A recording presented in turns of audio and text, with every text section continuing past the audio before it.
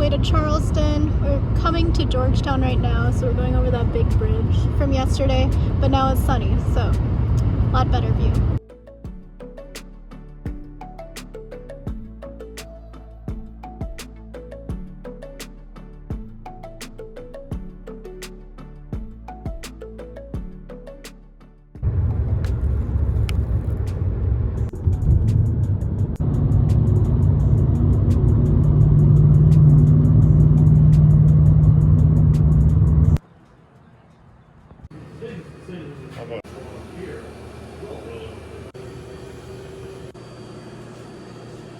Okay, this is the barbecue Sammy and the chicken salad sandwich. Okay, so we're at the Charleston Tea Plantation on American Classic Tea Lane. I'm going to take a look. It's not quite harvest time, so I don't know if we'll do the trolley tour, but there is a trolley tour.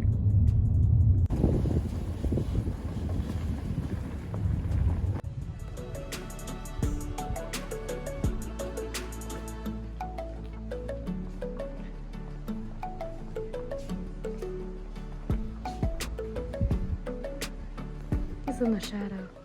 If you do come here and you take rideshare, they made a big point on the website that you need to arrange your accommodations or transportation back to wherever you started from, because this is kind of rural, so it's hard to get a ride, but this is the info.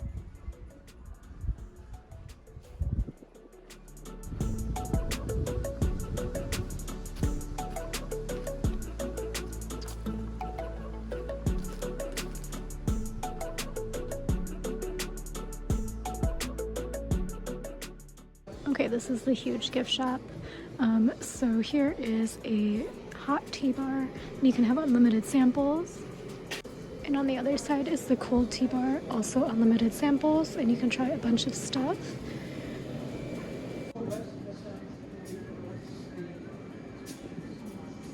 Going to try some sweet tea. It's quite nice actually. So this is 100% American. I think it's grown all here. Okay, the factory tour is a video tour and it's free, so we're gonna go in. It starts in a minute.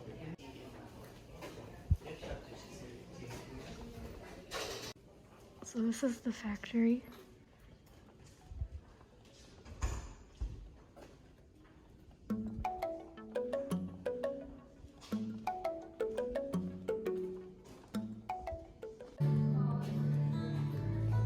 That's right here at the Charleston Tea Plantation. In the late 1800s, Dr. Charles Shepherd of American Classic Tea. Sounds so ominous. In the field, a huge auger distributes them evenly to a depth of up to 12 inches over millions of cells. To make tea, we must rupture those cells, exposing the liquid in the cells to the oxygen in the air. The amount of time that the liquid in the leaf is exposed to air determines whether we get black tea, oolong tea, or green tea. To make oolong and black tea, broken leaves are spread evenly to a depth of 2 inches onto an oxidation bed. Here, the newly broken leaf, with all of its exposed juices, travels ever so slowly from one end of the belt to the other, a distance of 28 feet. During this time, a complex chemical event takes place, which changes the broken leaf from a greenish color at the start to a brownish color at the end. This is the miracle of tea making, the point at which tea develops all of its rich color and flavor. For 50 minutes. That period of time will produce the rich amber color and the full-bodied flavor we enjoy as black tea. For oolong tea, the type of tea served in most Chinese restaurants, the time will be only 15 minutes. That will give us a lighter golden brown color in the cup and a delicate nut-like flavor, so good with Chinese food.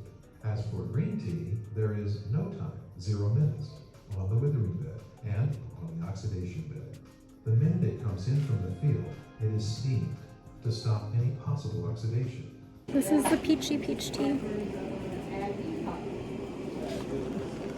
It's quite nice. They have the hand warmer mugs for left-handed people here and right-handed people, but the left-handed people one is very notable. I'm not sure what all of these things are, but they're intriguing. but also like, do I need them? No. Never seen this before. The kitchen boa. That's a classic reinvention of the tea tower. Worn around the neck, a towel, and is always close at hand, and you can use it to take stuff out of the oven. Interesting. Sparkle syrup, what everyone needs. Okay, so I'm gonna try the cinnamon one. You can't see it, but it's cinnamon hot tea. This one's quite nice actually. Maybe I'll consider it. Okay, these ones come with a little spoon, and they're both ceramic for $8. They also have little soup packets for regional stuff. Flavored chips.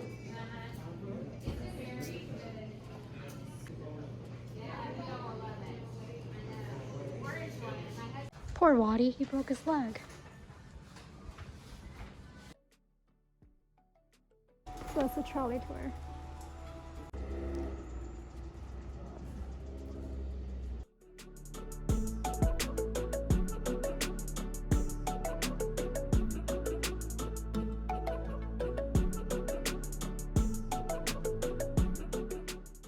Walking along King in Charleston.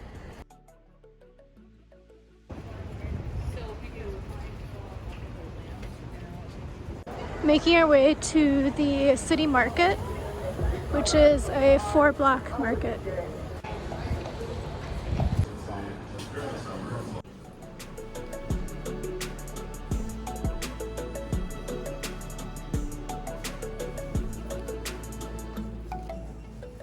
This fox looks absolutely miserable to be skiing.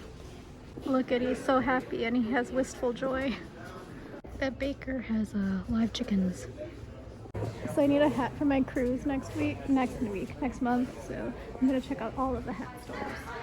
Okay, we're in the French Quarter, so we're gonna go to the Bird's Famous Cookies. Free samples. The You Pick truck. Like I said, I wouldn't want to after drive. Okay, I'm trying a key lime. So good. Oh, I'd buy some.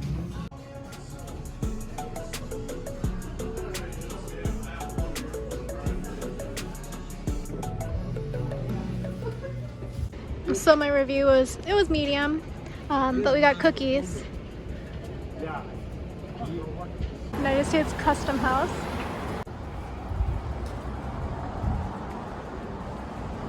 Okay, here we are at Rainbow Row, trying to get it without traffic. That poor horse.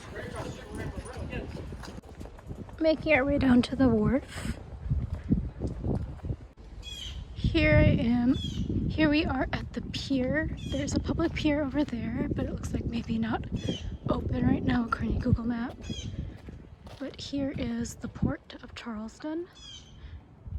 And then there's a cruise ship in town.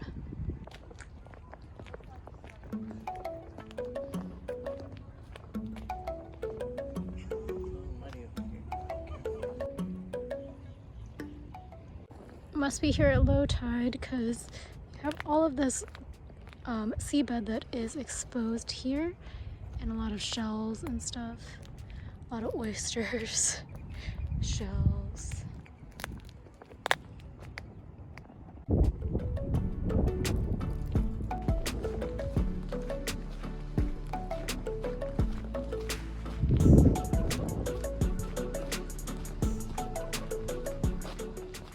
The famous pineapple fountain. Tons of people, as you can see, know about it. Cool cranes in the back.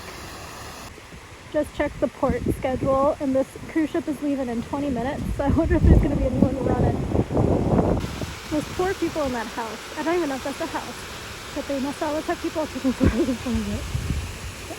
I like how it's like no lifeguard on duty, wait at your own risk. Is it like about the puddles or the fountain? Okay, the cruise ship is leaving soon. This Freightliner is coming in real fast.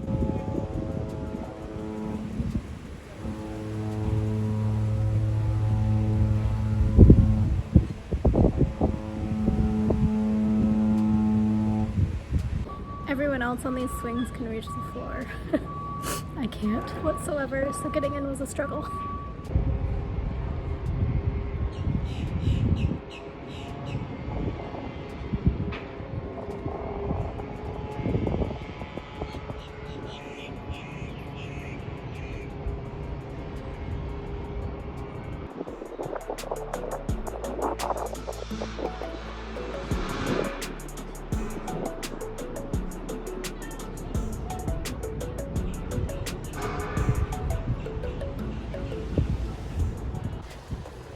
Okay, heading back to the car. But from my research, the gin joint is someplace that you should stop for a cocktail. They'll make one to your liking. You just basically tell them what kind of liquor you like and what kind of feeling you're feeling. And then the other place that I wanted to mention is the North of Brad. So that's a restaurant, and everybody really highly recommended it. We don't have enough time today. We're gonna go to a barbecue joint, but just thought I would mention it for you. I also misspoke, it's slightly north of Broad.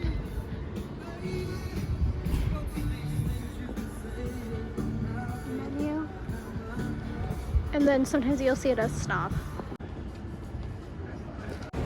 Charleston City Market from the other side. So there are like 4 distinct buildings, maybe 3, all the way through, different vendors of each. Trying to talk my companions into going here. Claim to fame here are the milkshakes.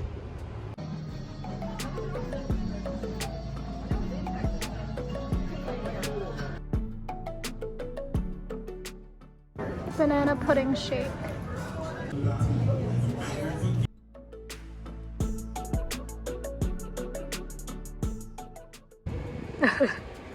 Trash, but add the pink tax.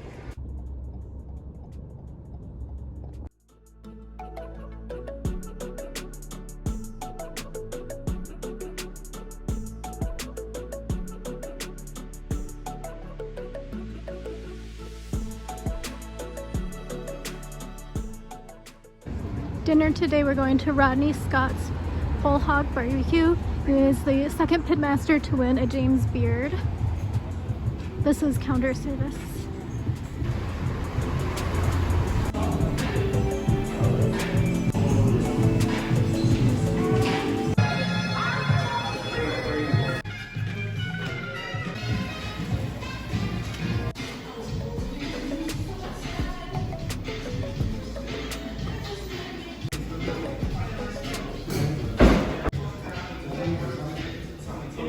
Rodney sauce. Bag of skins. Okay, this place was fast casual.